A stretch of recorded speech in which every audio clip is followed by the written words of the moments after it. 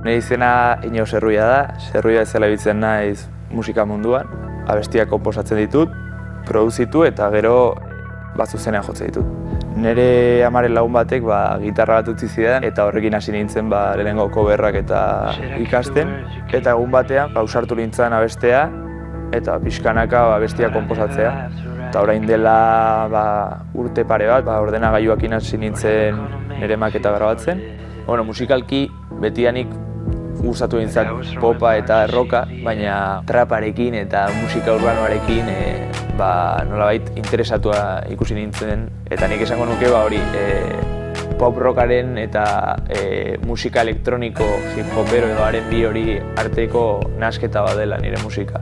Hori saiatzen naiz aldeten heinean batzen nire pertsonaren bazati bat hor uzten.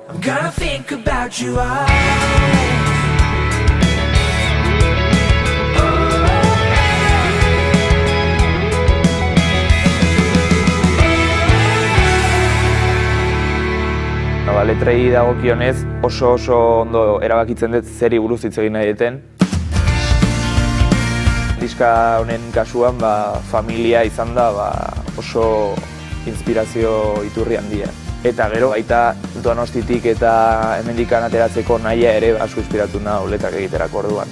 Nik esango nuke nire musikarekin nire historia kontatu nahi dutela. Esperoet jendea nire historiarekin identifikatzea nolabait.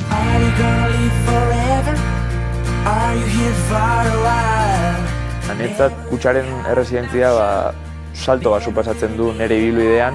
Pila bat baliabide eman dizkiate nire musika edo plazaratzeko eta jende gehiago hori ailegatzeko. Kutxak lokal bat ematen digu, gero Kutxa kulturren jotzeko aukera eta subentzio bat, bideoklip bat grabatzeko edo grabazio bat egiteko. Kutxaren aukera hau suposatzen du tokiaz aparte musikari batentzat espazio bat izatea bere musika garatzeko eta taldearekin ensaiatzeko aukerarik hoberena da.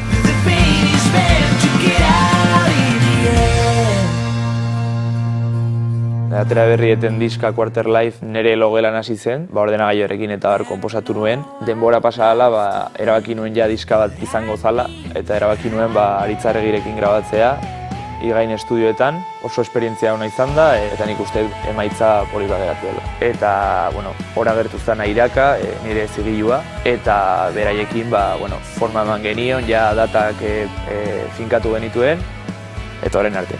Nire nahia behintzat da kanpora jutea eta aldituan kontzertu gehiena jotzea. Zuzenekoetarako Andoni Etxebesterekin kontatu egin dute baterientzako, Sergio Villarrekin gitarrentzako, Maria Soriazurekin basuentzako, oso pozik beraiekin eta espero kontzertu gehiago ematea eta hor segitzea beti.